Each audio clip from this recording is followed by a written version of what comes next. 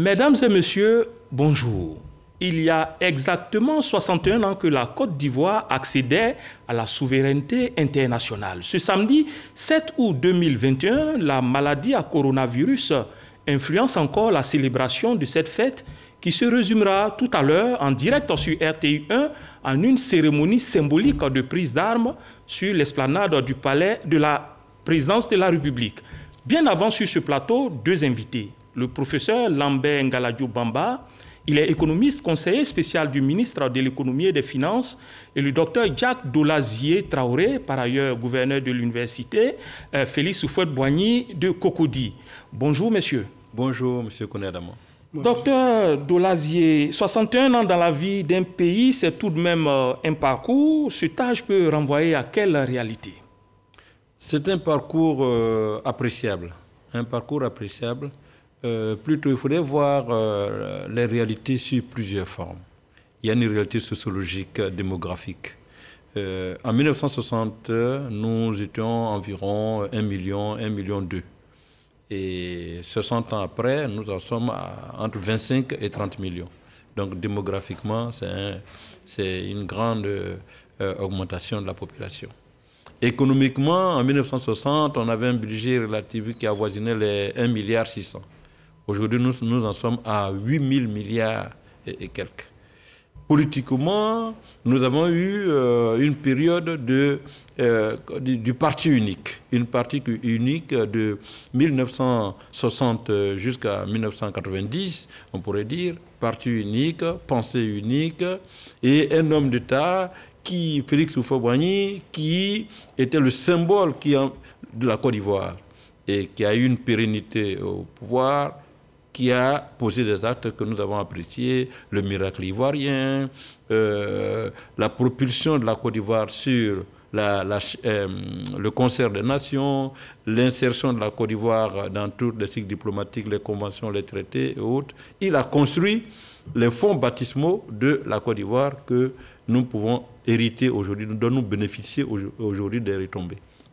L'autre volet, c'est de cette réalité, c'est que nous, ça fait 60 ans, ça fait 2 fois 30, si on peut dire. 6 décennies. Voilà, ça fait 6 décennies.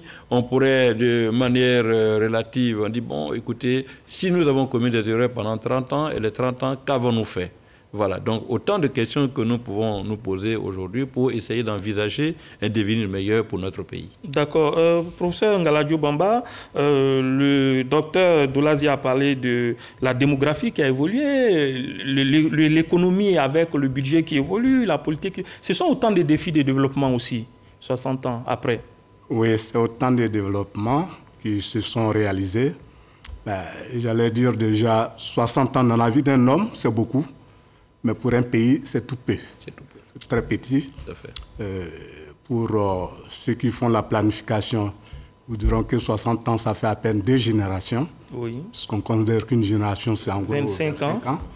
Donc, vous voyez qu'à peine 2 générations. Mais quand on voit n'empêche, les défis sont réels et les défis énormes. Sont réels. Quand on voit d'où est parti le pays, comme il le disait tantôt, partir de moins de 2 millions d'habitants à aujourd'hui, les estimations nous mettent à peu près à 26 millions d'habitants. Ça veut dire que là aussi, les problèmes ont été multipliés d'autant. D'accord. Et malgré cela, on sait que la Côte d'Ivoire est positionnée relativement bien par rapport à des pays de sa génération, notamment en Afrique ici, avec lesquels nous avons démarré le processus ensemble. Tant au plan social, au plan économique, au plan politique, on n'est pas, en tout cas, dans une position, on est plutôt dans une position enviable. D'accord. Je rappelle que nous serons tout à l'heure en direct du palais présidentiel où se trouve Alvor Assa pour la retransmission en direct de cette cérémonie symbolique de prise d'armes. Hier, dans son adresse traditionnelle à la nation, le président Alassane Ouattara a rappelé la fin des cycles électoraux avec la présidentielle d'octobre 2020 et les législatives de mars 2021. Aujourd'hui, on a une Assemblée nationale plurielle, c'est, je dirais, pratiquement historique. Quel est le commentaire que vous en faites, docteur Dolazié Traoré? Il faudrait placer le message du président dans son contexte. Il s'agit d'un message traditionnel inscrit dans nos pratiques. Il y a ce qu'on appelle, chaque année, le président de la République, il a coutume de faire l'état de la nation. L'état de la nation dans un discours enrichissant et clair. Il s'adresse à son peuple directement, eu égard à tout ce qui s'est passé, effectivement, événements et propositions. C'est dans ce cadre que, dans son discours État à la nation, que le président de la République, hier, a énoncé pas mal de propositions. Mais là, vous faites allusion aux événements de 2020, aux élections présidentielles de 2020 et aux législatives de 2021, qui sont des législatives qui se sont bien passées. Bien passées. En ce moment, en Côte d'Ivoire, nous avons 4 groupes parlementaires, le RHDP, le PDCI, l'EDS, l'UDPCI. Vous voyez que sur le plan démographique, sur le plan politique, ça c'est déjà un acquis qui est très intéressant. Il y a aussi des indépendants et autres. On dit jamais dans notre histoire on a eu autant une assemblée plurielle. Avec toutes les sensibilités. Avec la représentation de toutes les sensibilités, c'est on pourrait même dire une victoire, un grand acquis pour la démocratie. L'autre volet que le président a souligné, c'est qu'il a rappelé des événements douloureux. Des événements douloureux. Après la présidentielle. Après la présidentielle. Et pendant la présidentielle même de 2020, nous savons tous qu'il y a eu, qu'un père de famille appellerait des écarts de comportement. Des écarts antidémocratiques, des pratiques antidémocratiques. Parce que, vous savez, la richesse de la démocratie, c'est qu'on a la possibilité de dire oui ou non. Voilà. On a la possibilité de dire oui ou non. À partir du moment où on a cette possibilité de dire oui ou non, et je pense que toute autre voie de violence ou d'empêchement du citoyen à exprimer ce devoir, c'est antidémocratique. C'est antidémocratique. Et nous avons vu des événements de violence. Il y a eu pratiquement entre 8 et 10 morts. C'est déplorable. C'est encore un problème de compréhension, d'entendement de la démocratie. Et aujourd'hui, tout cela est derrière nous? On suppose que tout cela est derrière nous, mais il faudrait que nous-mêmes faisons notre mea culpa, faisons notre contrition pour dire, écoute, désormais, nous avons eu des déviances et que désormais, nous entendons vraiment améliorer notre comportement. Parce que la démocratie même, c'est ce pouvoir-là à chacun d'exprimer sa voix. Alors, est-ce que vous pensez que les rencontres qui ont eu lieu au sommet, je le rappelle, au passage, le 11 novembre 2020, entre le président Ouattara et l'ex-président Bédié, le 27 juillet, tout récemment, entre le président Ouattara et l'ex-président Gbagbo, avant ça, les 2 anciens présidents qui sont retrouvés à Daoukro, est-ce que cela, vous pensez que participe de cette avancée dans le chemin de la réconciliation nationale, de la cohésion sociale? Oui, M. Kodé, tout à l'heure, vous faisiez allusion sur les 60 ans d'indépendance. 61 ans aujourd'hui. 61 ans aujourd'hui, et nous en sommes à une situation où on peut faire une qualification politique. Vous savez, vous et moi, que depuis 30 ans, sur les 61 ans, 3 personnalités politiques se sont dégagées et qui tempèrent la vie politique en Côte d'Ivoire. Le président Konabédié, le président Gbagbo et le président Alassane Ouattara. Et Dieu seul sait que notre vie politique est caporalisée par ces 3. Ça, on ne peut pas tenir un autre discours si ce n'est que ça.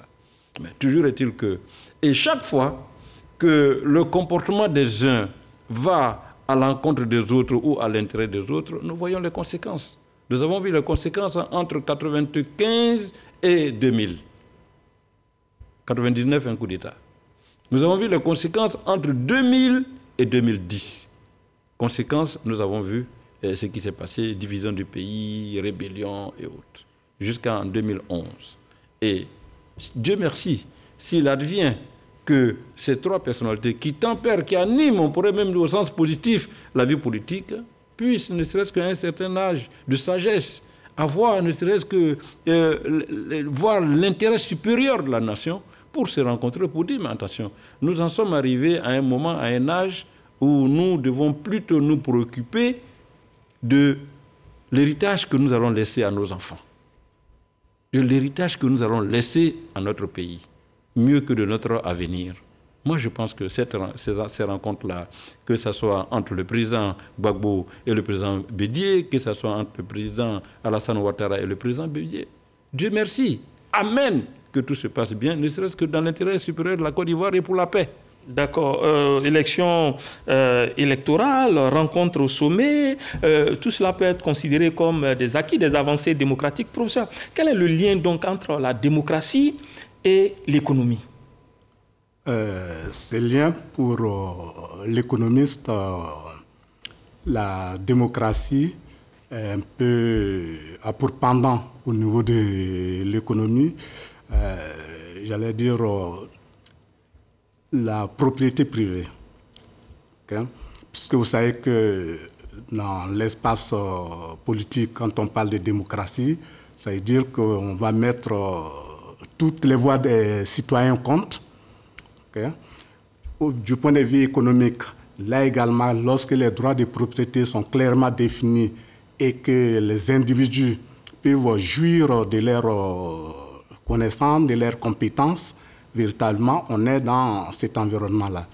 Et donc, dans un tel contexte, on voit très bien que plus, en tout cas les économies les plus développées, c'est dans celles-là qu'on a ces droits de propriété qui sont les mieux définis. Et généralement, les régimes qui conviennent le mieux à ce type de situation-là, ce sont les régimes démocratiques. Si on regarde l'histoire même de la Côte d'Ivoire, bon, c'est vrai, on a vu une certaine expression de l'évolution de notre pays, comme il le disait tantôt, sur la période 1960 jusqu'à 1990, où on était dans un régime de parti unique, mais au sein duquel on a quand même essayé de promouvoir une certaine concurrence qui a commencé en 1980 par là. On a mis quand même de la compétition entre les différents éléments. Le marché politique s'est ouvert avec plusieurs partis politiques. Le marché politique a commencé à s'ouvrir. Et on a vu également comment l'économie ivoirienne a évolué pendant cette période-là. Plus on donnait d'espace d'expression aux gens, plus la dynamique économique était bonne. Et pendant les années 90, où on a commencé à avoir des difficultés, où il a commencé à avoir vraiment des confrontations de plus en plus violentes, aussi bien dans l'espace politique que dans l'espace social, on a vu le pays décliner. Vous imaginez que le niveau de richesse qu'on pouvait créer par individu en 1980, si on le compare à ce qui s'est passé, le même niveau, si on le compare à ce qu'on a pu relever en 2010, par exemple, en 2000, on a vu que la richesse moyenne par tête a été divisée par 2 pour la Côte d'Ivoire. Donc, vous voyez, le niveau qu'on avait atteint, on est descendu jusqu'à arriver pratiquement à la moitié de ça. Et puis, après les élections de 2010, la situation a commencé à s'apaiser. Progressivement, on a vu qu'en 2010 et 2020, le niveau a été multiplié par 2. Plus que par 2, de telle sorte qu'aujourd'hui, on est pratiquement... La démocratie influence donc la démocratie le développement économique. Fortement le développement économique. Et l'avantage qu'on attend essentiellement de la démocratie, c'est qu'elle soit le lieu d'expression des idées, le lieu d'expression des programmes de ceux qui veulent nous gouverner, et que cette confrontation-là permet de faire les meilleurs choix possibles en matière de politique économique, en matière de politique sociale, en matière de gouvernance, pour permettre au pays d'évoluer convenablement, le mieux que possible. D'accord. Il y a aussi le budget qui est voté par l'Assemblée nationale, qui est la représentation nationale. Oui. Également, oui, ce budget va être influencé par cette représentation nationale. Mais dans tous les cas, à partir du moment où, à un moment donné, surtout grandes échéances, lorsque vous avez élu un gouvernement, pendant la campagne, il vous présente son programme. Tout à fait. Et ces programmes-là, lorsque vous avez élu cette personne qui a un programme, ça veut dire que normalement, vous êtes disposé à lui donner les moyens de la réalisation de ce programme-là. Et cela va se traduire à travers les différents budgets qu'il présentera durant tout son mandat. C'est pourquoi d'ailleurs, il est souvent conseillé, on voit que c'est ce qui se passe la plupart du temps. Celui qui a le pouvoir, généralement, c'est lui qui a également la majorité à l'Assemblée nationale, ce qui permet de lui accorder le budget pour que régulièrement il exécute ce qu'il a prévu de faire.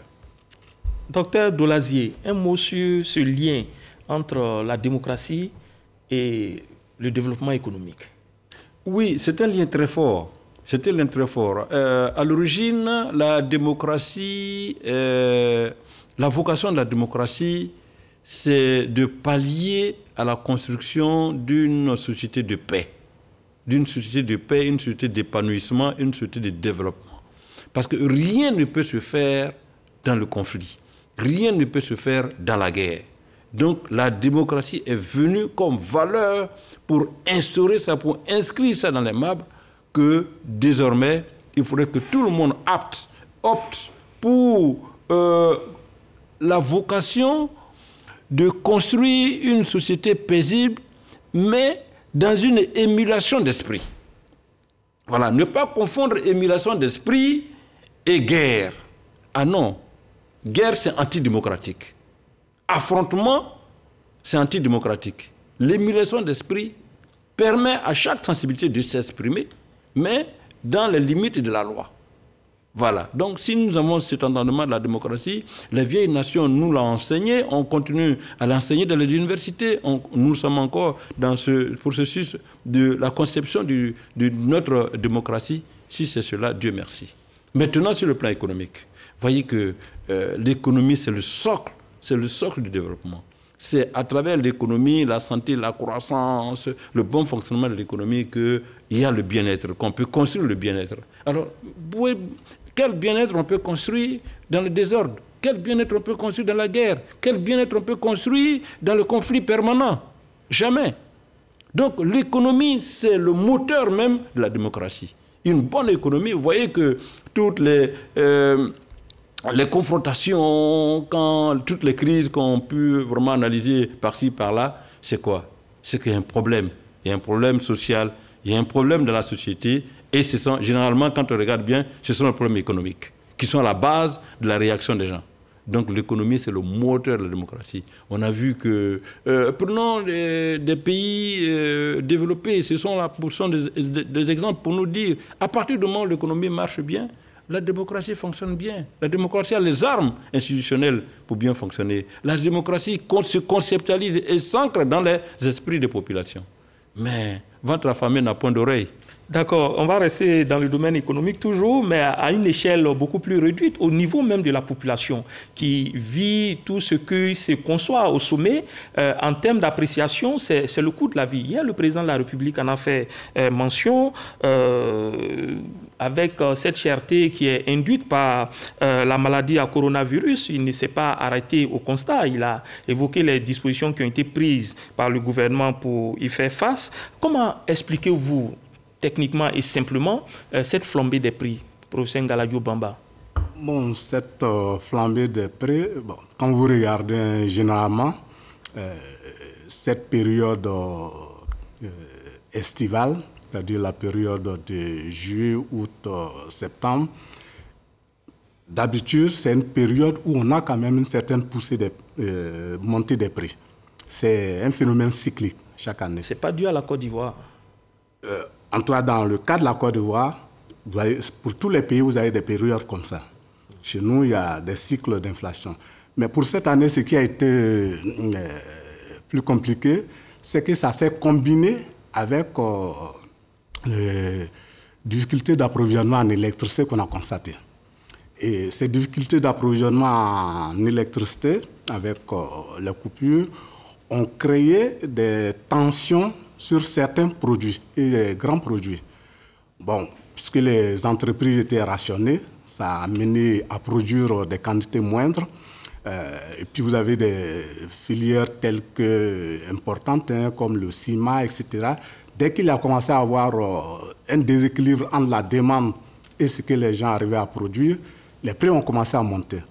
Et les commerçants, généralement, dès qu'il y a ça, dès que les prix commencent à monter dans un secteur, les autres veulent également en profiter de la même dynamique pour augmenter leurs prix.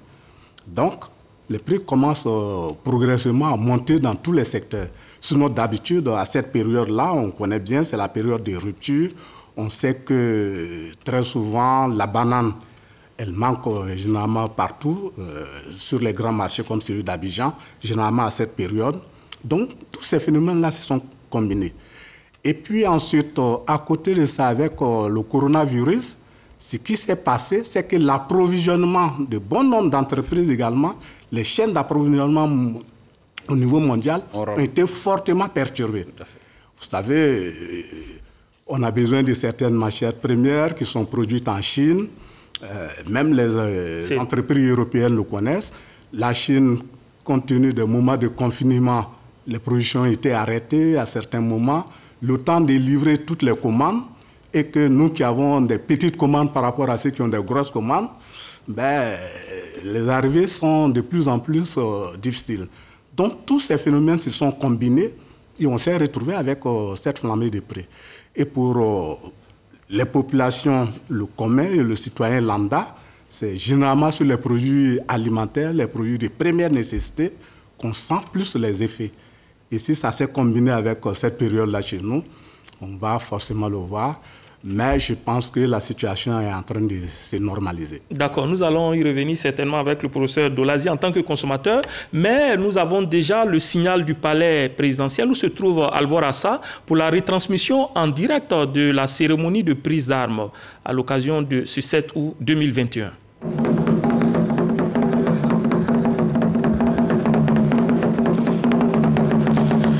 Mesdames et messieurs, bienvenue et merci de nous suivre sur RTI. Nous sommes en direct du palais présidentiel pour la célébration de l'indépendance de notre pays et la Côte d'Ivoire. La Côte d'Ivoire qui a 61 ans, une célébration une fois de plus comme l'année dernière qui se veut sobre, même très sobre à cause de la pandémie à coronavirus.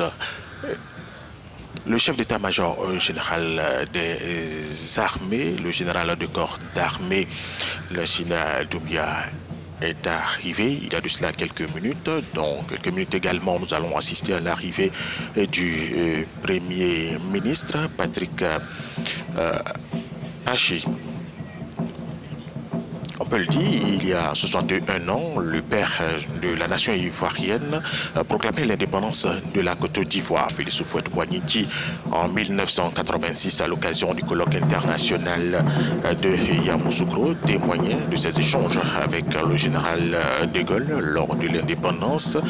Il lui a dit ceci, et je cite, qu'il était prêt à sacrifier ses intérêts personnels, mais jamais les intérêts de son pays, quel qu'en soit le prix. Et il a dit au général de Gaulle que la Côte d'Ivoire prenait son indépendance le 7 août 1960. Le général de Gaulle a accepté sa proposition. Il a même encouragé l'indépendance de la Côte d'Ivoire, a donc été proclamée le 7 août 1960. La cérémonie de jour se tient, la cérémonie officielle se tient au palais présidentiel en présence de quelques personnalités invitées qui ont effectué le déplacement en attendant l'arrivée du Premier ministre, Patrick, chef du gouvernement ivoirien, Patrick Hachi. On a donc le Premier ministre, Patrick Hachi. Voilà, son cortège certainement sera là dans quelques instants. Nous avons également assisté à l'arrivée du président de l'Assemblée nationale, Amadou Smaoro, le président du Sénat, le président du Conseil constitutionnel. L'arrivée du cortège officiel. La ministre des Affaires étrangères et de l'intégration africaine de la diaspora, Mme Kandia Kamara, du ministre de l'Agriculture et du Développement rural, voilà, vous voyez là, le Premier ministre ministre Patrick Achi, chef du gouvernement ivoirien, qui vient d'effectuer son arrivée. Il est accueilli par le chef d'état-major général des armées, le général du corps d'armée, Rachid Toubia. Le premier ministre Patrick Achi va représenter le président de la République, Alassane Ouattara, chef suprême des armées. Les troupes d'honneur sont déjà là. Nous avons une section de l'EFA, une section de la musique des armées, des FACI, la musique que vous entendez là. Il y a la gendarmerie, le premier BCP, les sapeurs-pompiers militaires, la garde républicaine, la police représentée par la BAE, les douanes ivoiriennes et les agents des eaux et forêts. Le premier ministre Patrick Achi qui présente ses civilités aux personnalités qui ont effectué le déplacement. Voilà, cérémonie très sobre à cause de la pandémie à coronavirus. Je vous le disais il y a quelques instants, quelques personnalités qui ont effectué le déplacement. Le ministre de l'Agriculture, Kobena Kwasi Djoumani, le directeur du cabinet du président de la République, le secrétaire général de la présidence de la République, le ministre du président de la République chargé des relations avec les institutions, Gilbert Kafadakone, que vous avez vu il y a quelques instants sur votre petit écran. Voilà. Les honneurs rendus au Premier ministre par les chefs militaires.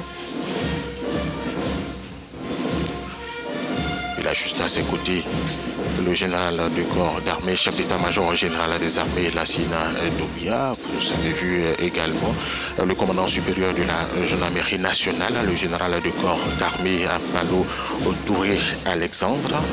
L'administrateur général, le directeur général de la police nationale, Youssouf Kouyaté, et le chef d'état-major particulier du président de la République, Alassane Ouattara.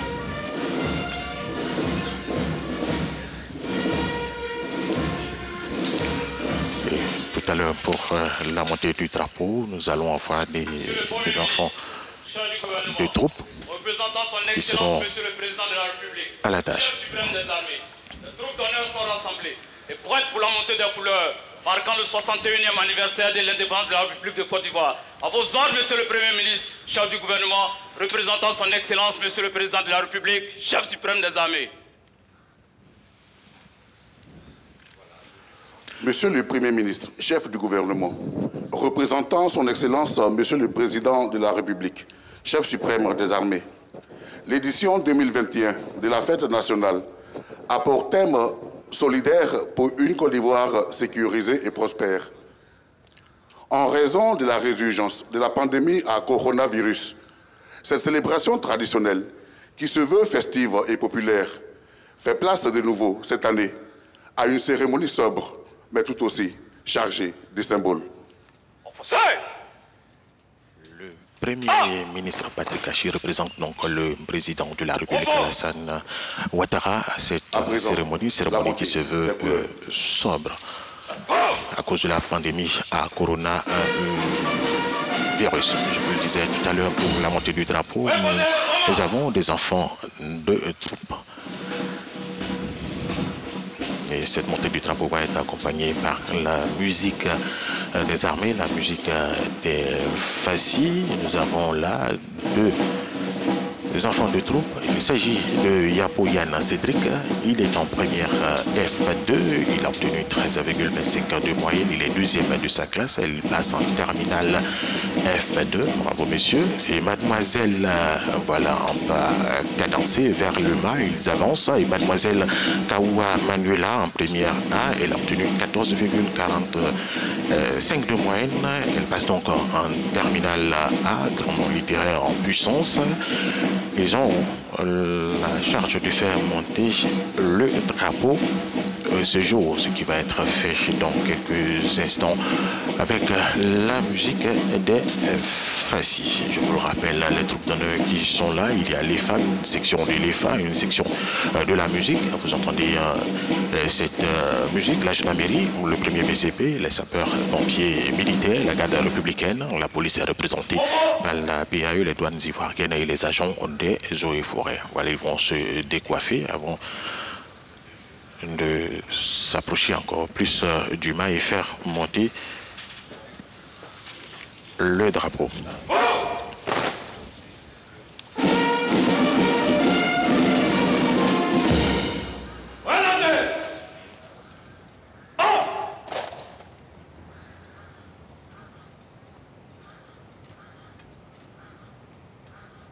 Voilà, la coiffure à retirer.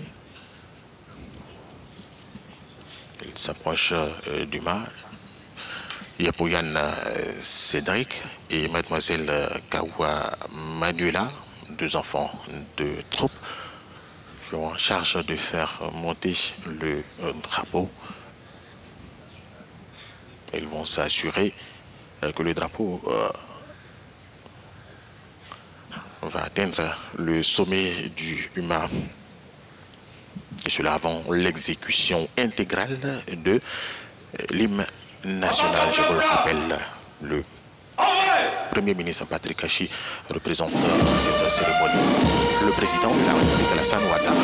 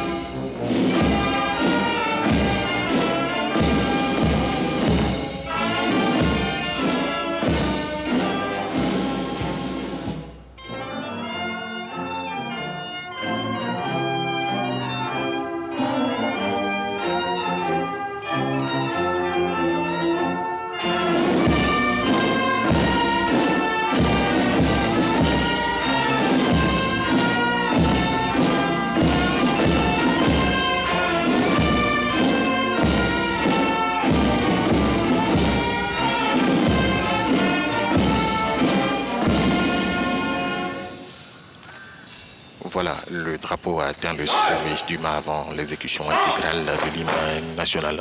Bravo aux enfants des troupes, Yann Cédric et mademoiselle Kawa Manuela. Voilà, nous sommes à la célébration des 61 ans de la Côte d'Ivoire. Cérémonie qui se veut sobre à cause de la pandémie à coronavirus. Voilà, mesdames et messieurs, vous comprenez que le virus est encore actif dans notre pays et le président de la République, Alassane Ouattara, qui ne voudrait pas que le virus se propage encore plus, et lui-même au devant du combat, il invite les Ivoiriens à se faire vacciner, à se protéger contre cette pandémie en portant le masque et en se lavant régulièrement les mains avec du savon ou se désinfecter régulièrement aussi les mains avec du gel.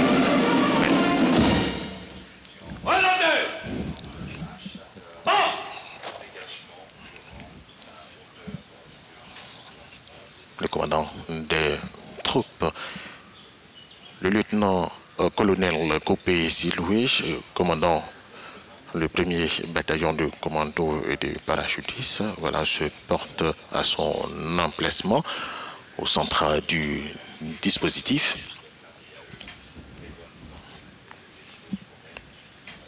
Lieutenant-colonel Kopé Ziloué, commandant le premier bataillon de commando et de parachutistes, commandant des troupes ce jour. Cérémonie aux couleurs terminée. À vos ordres, monsieur le Premier ministre, chef du gouvernement, représentant son Excellence, monsieur le Président de la République, chef suprême des armées. Excellence, Monsieur le Premier ministre, chef du gouvernement, représentant son Excellence, Monsieur Alassane Ouattara, président de la République, chef suprême des armées, honorables invités, ainsi s'achève la célébration 2021 de l'indépendance de la Côte d'Ivoire sur fond des crises sanitaires. Les forces de défense et de sécurité de Côte d'Ivoire restent mobilisées pour garantir l'inviolabilité du territoire, protéger les biens et les personnes et assumer leur rôle pour une Côte d'Ivoire plus sécurisée et prospère. Bonne fête à toutes, bonne fête à tous. À l'année prochaine. Merci au colonel Oudjelio pour sa collaboration. Nous le disions à l'entame. La cérémonie allait être brève, même très brève, sobre à cause de la pandémie à coronavirus. Voilà, vous voyez là le Premier ministre Patrick Haché qui échange avec des ministres. Voilà, le respect des mesures barrières, pas de salutation. Je remercie toutes ces autorités qui ont effectué le déplacement que vous voyez sur votre petit écran. Voilà. Mesdames et messieurs, nous sommes en direct du palais présidentiel pour célébrer les 61 ans de la Côte d'Ivoire. La Côte d'Ivoire a 61 ans. Cela devrait être célébré de façon festive, mais pour la circonstance, pour des mesures, situation sanitaire oblige, la pandémie à coronavirus, c'est une cérémonie très sobre, très brève.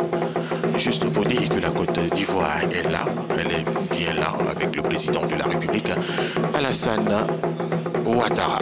Fin de cette retransmission, mesdames et messieurs. Merci de nous avoir suivis. Bonne et heureuse fête de l'indépendance de la Côte d'Ivoire. La Côte d'Ivoire qui a 61 ans. Merci à la réalisation, merci aux techniciens, merci à vous de nous avoir suivis et à bientôt pour notre direct sur RTI 1. Merci Alvor Assa. Vous venez de suivre, chers téléspectateurs, donc la retransmission en direct de cette cérémonie symbolique de prise d'armes au palais présidentiel au plateau. Nous étions sur ce plateau à parler du coût de la vie. On a vu la cérémonie sobre qui vient de se dérouler. Professeur Ngaladio Bamba, quel est le commentaire que vous faites de ce que nous venons de voir? C'est une cérémonie sobre. J'avoue que lors de la montée du drapeau, j'ai été fortement ému. Ça m'a rappelé de très bons moments.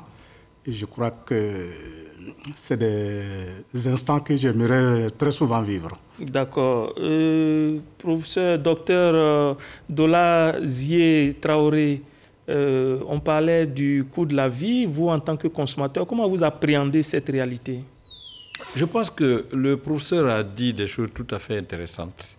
Il y a des causes inhérentes à l'interne, sur le plan national, mais il y a aussi les causes qui sont de l'international. Vous savez qu'à l'international, pendant un certain moment, la plupart de ces pays qui nous devaient envoyer des matières de première nécessité et autres, étaient en confinement.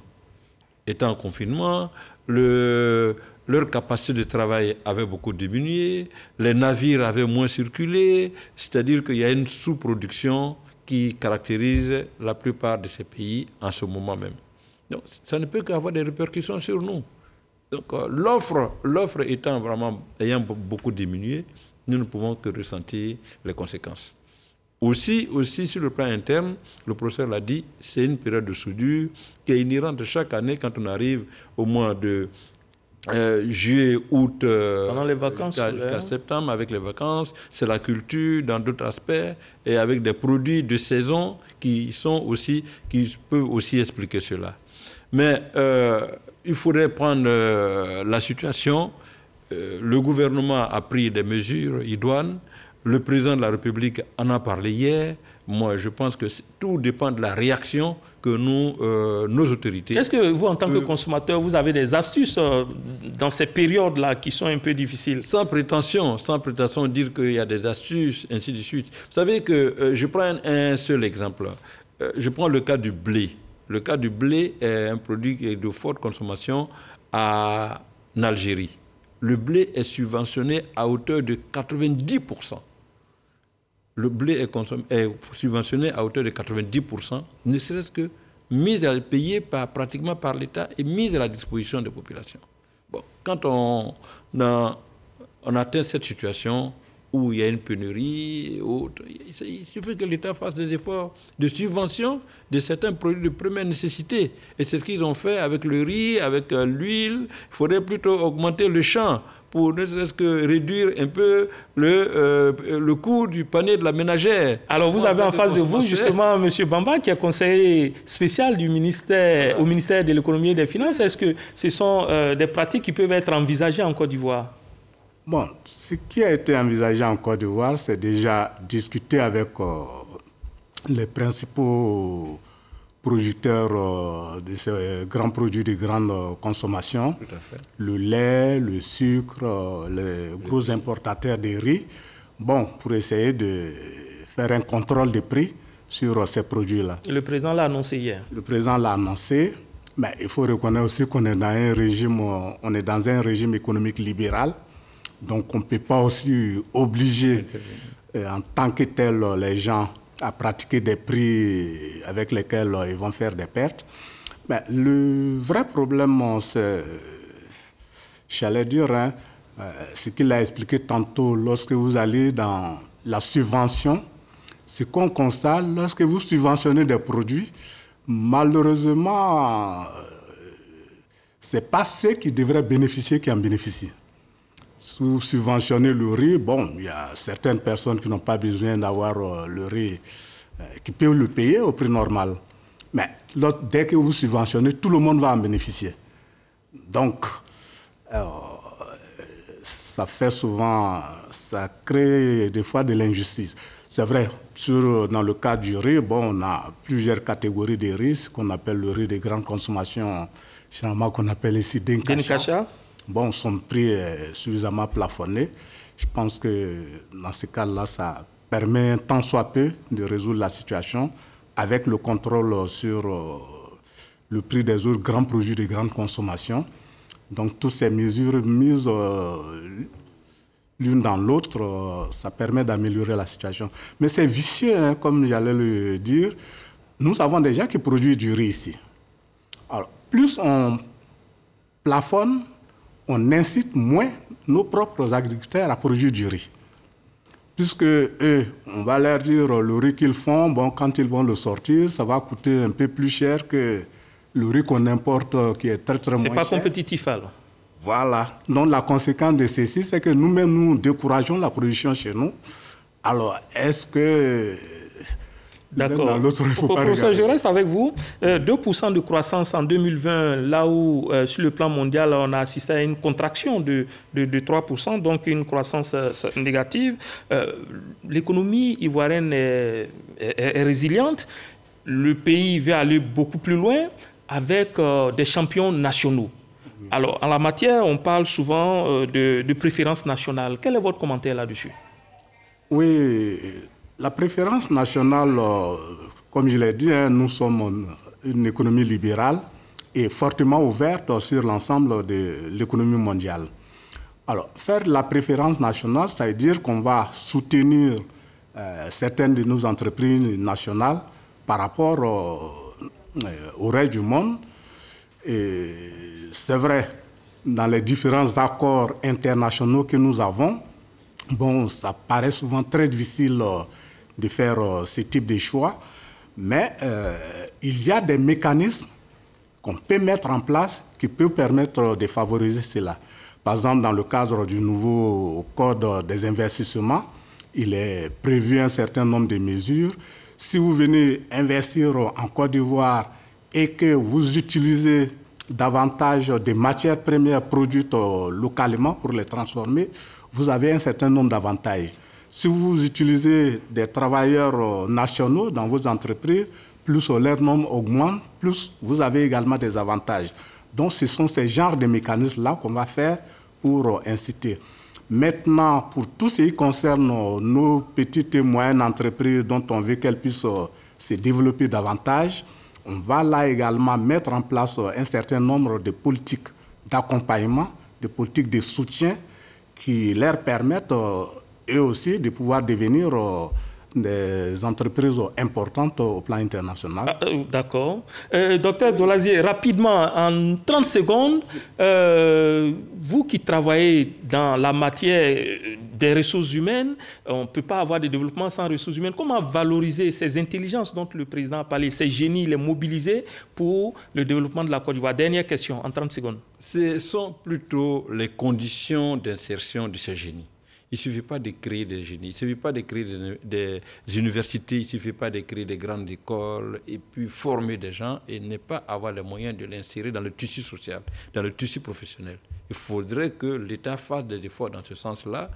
On ne peut pas, nous sommes un jeune pays, en ce moment, on ne peut pas avoir des docteurs qui sont encore au chômage, on ne peut pas avoir des ingénieurs qui sont encore au chômage, on ne peut pas avoir des personnes où l'État investit dans leur formation et aujourd'hui, in fine, ils n'ont pas assez de travail. Donc le problème, c'est une question de l'emploi. Il faudrait qu'on ait les moyens de créer beaucoup d'emplois et insérer ces personnes que nous avons formées, que l'État a formées à coût de grands budgets, pour leur permettre d'exercer leur intelligence, leur intelligibilité et mettre à leur disposition leur force pour la nation. Mais il ne suffit pas de les former et puis à un certain moment, et puis il y a une période de silence. Non. Il faut créer les cadres de formation, certes, mais aussi des cadres d'insertion, d'exercice de leur profession. Merci. Vous, mesdames et messieurs, merci de nous avoir suivis. Vous venez donc de suivre en direct la cérémonie sobre, cérémonie chargée de symboles au palais présidentiel pour marquer les 61 ans de la République de Côte d'Ivoire. Nous avons eu du plaisir à vous faire vivre ce moment en compagnie des enseignants Lambert Ngaladio Bamba et Jack Dolazier Traoré, nos consultants. Bonne fête de l'indépendance à tous. Que Dieu inspire chacune de vos actions.